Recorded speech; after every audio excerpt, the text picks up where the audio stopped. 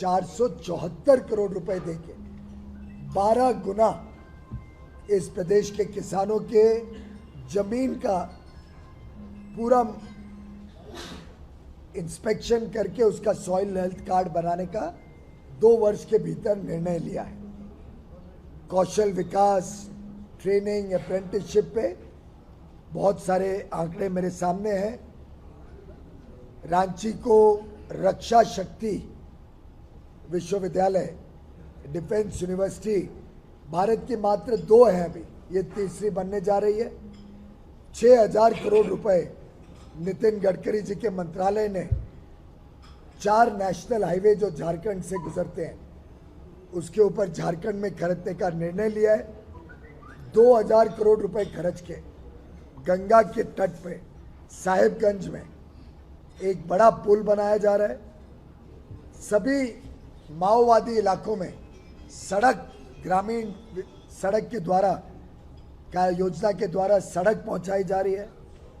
और मुझे बड़ी खुशी की बात है कि रांची को स्मार्ट सिटी के रूप में डेवलप करने का निर्णय भारत सरकार ने लिया है। इसी प्रकार से पाटलिपुत्र मेडिकल कॉलेज जो धनबाद में है, इसको प्रधानमंत्री PMSSY स्कीम में, स्वास्थ्य सुरक्षा योजना में, नेशनल हेल्थ मिशन के दौरान इसका सुधारीकरण करने का भी काम सरकार ने लिया है। मुझे कुछ सुझाव यहाँ पे आए थे जिसके तहत मैंने आदेश दिया है कोयला की कंपनियों को कि जितना पानी वो निकालते हैं उसको प्रोसेस करके पीने का पानी या ज़मीन में किसानों को पानी या अलग अलग प्रकार के जो पानी थर्मल प्लांट में देने वाला पानी अलग अलग हिसाब से उसकी शुद्धिकरण करके जनता की सेवा में उस पानी को इस्तेमाल किया जाए। धनबाद को भी एक कुछ ज़मीन की आवश्यकता थी। कॉरपोरेशन को एक वेस्ट वाटर ट्रीटमेंट, जो सुएज का ड्रेनेज का पानी है उसको ट्रीटमेंट के लिए इस्तेमाल करने की, वैसे तो कानून इसकी परवानगी देता नहीं है, लेकिन मैं इसमें कोई ना कोई विशेष रूप से मार्ग निकाल के, क्योंकि ये धनबाद की जनता से जुड़ा हुआ सवाल है, इसमें ज़रूर कोई ना कोई मार्ग निकाल के इनको ज़मीन उपलब्ध कराएंगे जिससे वेस्ट वाटर प्लांट लग सके। साथ ही साथ 2 प्लेग्राउंड को हॉकी और फुटबॉल के लिए, एक सिजुआ फुटबॉल ग्राउंड को अपग्रेड किया जाएगा और आगे चल के PB एरिया में नेहरू उद्यान को भी हॉकी फुटबॉल के लिए डेवलप करने का निर्णय आज लिया गया है। एक जो अस्पताल है BCCL दफ्तर के बाहर 400 बेड का बड़ा अस्पताल है, मैंने आदेश दिया है कि उसको भी सुधार करने का बजट बनाया जाए। उसमें कैथ लैब लगा के हार्ट डिजीज़ के लिए एंजियोग्राम वगैरह की सुविधा सभी लोगों को मिले, धनबाद के और आसपास के इलाकों के जनता को, सभी को उसका लाभ मिले, ऐसी अपग्रेडेशन ऑफ हॉस्पिटल के काम को भी तेज़ी से किया जाए। मैं समझता हूँ एक बहुत सुखद अनुभव रहा हम सबका कि यहाँ के जनता के साथ, यहाँ के कार्यकर्ताओं के साथ सीधा वाद विवाद हो पाया। अधिकारियों के साथ मेरी बहुत लंबी और सार्थक चर्चा रही, जिसका लाभ BCCL के भी आगामी कार्यक्रमों में धनबाद को और BCCL के काम करने के ढंग में मैं समझता हूँ झारखंड को मिलेगा। और आगे आने वाले दिनों में इसी तेजी की रफ्तार से झारखंड में विकास होगा। ये मैं आपके माध्यम से झारखंड के सभी नागरिक भाइयों बहनों को, विशेष तौर पे धनबाद के भाइयों बहनों को ये मैं संदेश आपके माध्यम से देना चाहता हूँ। बहुत बहुत धन्यवाद। सिंदरी भी चालू करने जा रहे हैं। और एक बहुत सुखद खबर ये भी है कि कोल इंडिया और NTPC मिलके इन्वेस्ट करेंगी। सिंदरी फर्टिलाइजर प्लांट को रिवाइव करने का निर्णय केंद्र सरकार ने ले लिया है।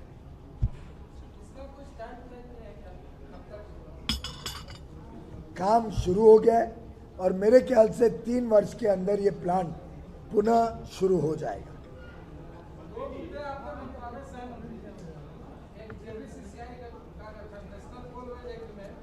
और दूसरा है कि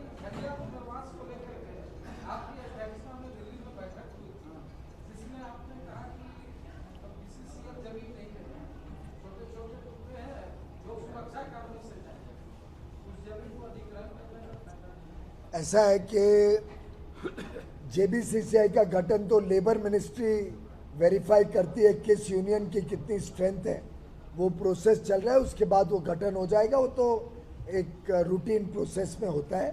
लेबर मिनिस्ट्री को हमने रिफ़र किया है अलग अलग यूनियन की स्ट्रेंथ की हमें जानकारी कंफर्म करके देने के लिए, क्योंकि अलग अलग यूनियंस के अलग अलग दावे हैं। जहाँ तक झरिया का सवाल है, मैं आपके माध्यम से झरिया के निवासियों का सहयोग की अपेक्षा और अनुरोध करने आया हूँ, क्योंकि आखिर उस प्रोजेक्ट को हम अगर ठीक से नहीं कर पाए तो वहाँ पे बहुत खतरा है लोगों के जीवन को। हम जल्द से जल्द उसको काम को तेजी से करना चाहते हैं, लेकिन उसमें वहाँ की जनता का सहयोग लगेगा। अगर जनता सहयोग करे तो काम हम तुरंत शुरू करना चाहते हैं।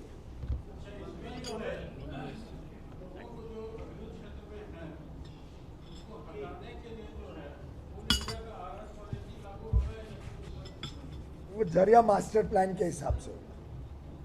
मंत्री महोदय नितिन गडकरी जी आए थे, उन्होंने कहा था कि यहाँ पे बंद कोयला खदानें हैं, एक टेक्नोलॉजी लाए हैं हम जो बाहर से, उसको यूरिया बनाने का, ताकि किसानों को सस्ता खाद मिल सके। ऐसा है, कई कोयले के खदान ऐसे हैं जो अभी अनइकोनॉमिकल है, बहुत छोटे हैं, या उसमें कोयला अभी इतना नीचे है कि वो कोयले को बाहर निकालने का जो खर्च है वो उसके बेचने के दर से 20 गुना ज़्यादा है, 15 गुना ज़्यादा है, कई जगह 30 गुना ज़्यादा है। तो ऐसी खदानों को चलाने से मैं झारखंड की जनता और भारत की जनता को महंगी बिजली देने का काम नहीं कर सकता।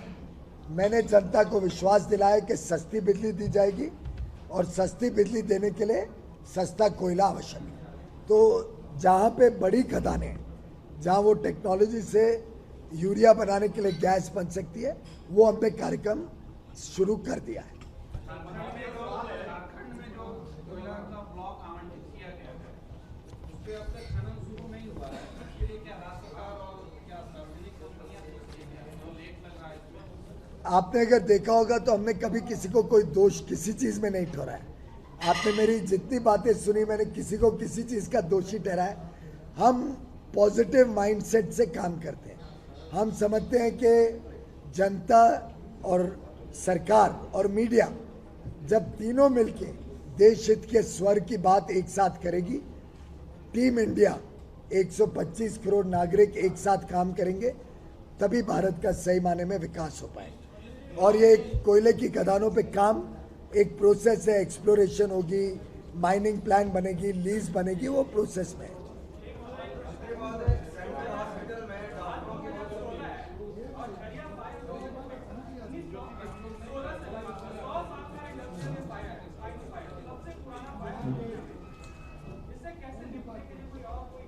तो मैंने अभी जवाब दे चुका हूँ ना। अभी 98 ईयर्स तक तो मैं मंत्री नहीं था, तो 98 ईयर्स का तो मैं आपको जवाब नहीं दे सकता हूँ।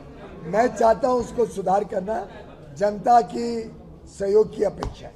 हॉस्पिटल में कब तक चलेगा? हॉस्पिटल में डॉक्टरों की काफी कमी, आप सरकार करना चाहते हैं, उसको आर्ट के लिए बेहतर बनाना चाहते हैं, लेकिन कोई डॉक्टर सेंट्रल हॉस्पिटल में आना नहीं चाहता, वापस जो रिटायर हुए हैं वो डॉक्टर को आपको वापस लेना पड़ रहा है। ऐसा क्यों? आपने सुना होगा, प्रधानमंत्री जी ने भी इसके बारे में जिक्र किया, और लगभग आगे चल के हम निर्णय लेने वाले हैं कि डॉक्टरों की रिटायरमेंट एज 65 वर्ष की जाए, जिससे डॉक्टरों की जो आज देश भर में कमी है, ये कोई आपके सेंट्रल हॉस्पिटल अकेले में नहीं, पूरे देश में आज डॉक्टरों की कमी है, उसको हमें बढ़ाना है। के लिए सेंट्रल हॉस्पिटल एक बहुत इंपॉर्टेंट हॉस्पिटल है, क्योंकि इससे बेहतर हॉस्पिटल अभी धनबाद जिले में नहीं है। जवाब दे दिया ना मैंने।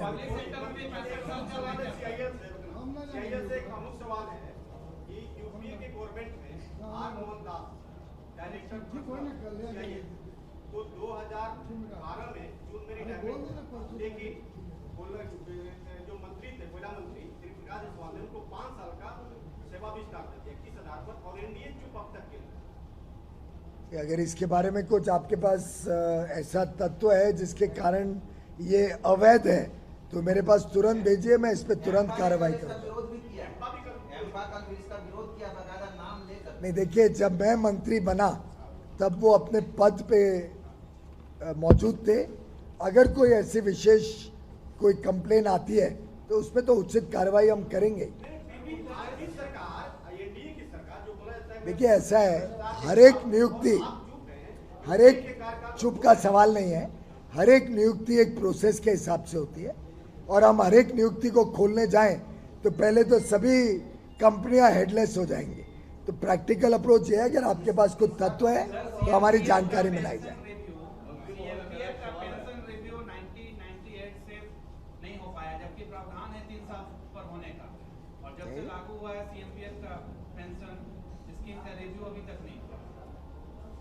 मेरे ख्याल से वो रिव्यू का एक कमेटी गठन हुई थी, उसका अभी तक कोई रिपोर्ट मेरे सामने आई नहीं है। कमेटी रिपोर्ट दी थी सर, उसके बाद भी आज उसको रिव्यू के लिए भेजा गया था, वो अभी तक सामने आई नहीं।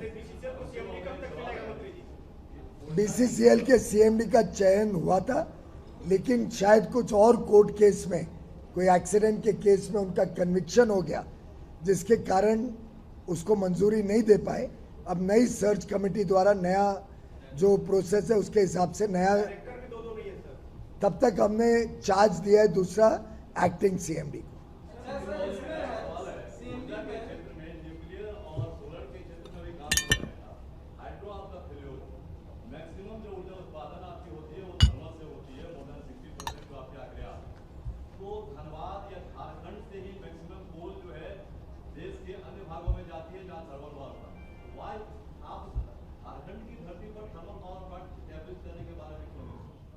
अभी तो बताया मैंने, पतरातू का आप शायद लेट आए, विलम्ब से आए, वो एनटीपीसी के साथ उन्होंने करार किया। अच्छा सुझाव है, मैं चाहूंगा कि अधिकारी इस पे भी ध्यान दें और राज्य सरकार से बात करें। हम तो तैयार हैं, अगर राज्य सरकार खरीदार होना चाहिए। वैसे आज देश में सरप्लस पावर है, जितनी बिजली चाहिए अवेलेबल है, इसलिए कोई हम बहुत जल्दबाजी में नए प्लांट्स, पतरातू लग रहा है झारखंड की रिक्वायरमेंट के हिसाब से, लेकिन बाकी बिजली बेचने में ना तकलीफ हो, जब तक कोई बिजली खरीदार खड़ा नहीं होता है तब तक प्लांट नहीं।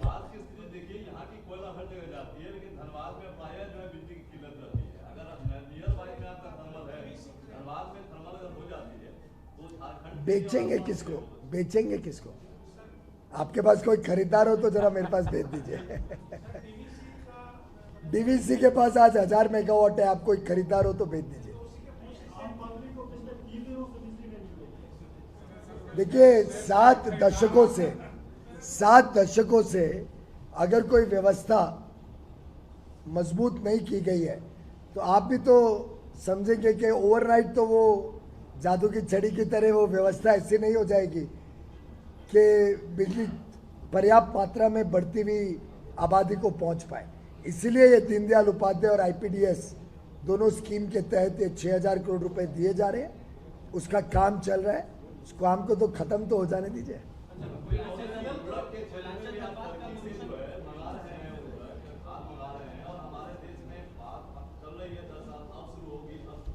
अभी तो मैंने जवाब दिया, वापस वही सवाल।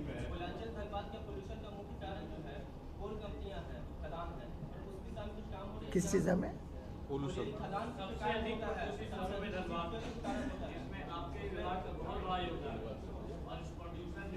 बहुत अच्छी बात कही आपने। मैंने आज मैंने उसके ऊपर भी निर्देश दिया है। एक तो जो स्प्रिंकलर टेक्नोलॉजी है, मिस्ट बनाते हैं, उसको मैंने कहा है कि जहाँ जहाँ ओपन कास्ट माइंस है उसमें मिस्ट टेक्नोलॉजी इस्तेमाल करके। कुमार साहब हैं क्या इधर? You want to explain the mist? बाद में कुमार साहब आपको बता देंगे, ये डायरेक्टर टेक्निकल और एक्टिंग सीएमडी बीसीसीएल के मिस्ट टेक्नोलॉजी से कैसे प्रदूषण कम हो सकता है। साथ ही साथ हमने कोल क्रशिंग कंपलसरी किया है। साथ ही साथ 6 नई वॉशरी जिसमें 18 मिलियन टन कोयला वॉश होके जाएगा, ये काम भी हमने हाथ में लिया है। तो मैं समझता हूँ कि बहुत सारे कार्यक्रम इस सरकार ने लिए हैं जिससे प्रदूषण कोयले का कम किया जा सके। बहुत बहुत धन्यवाद। हम लोग निकलते हैं, आप लोग संघ वाले कार्यक्रम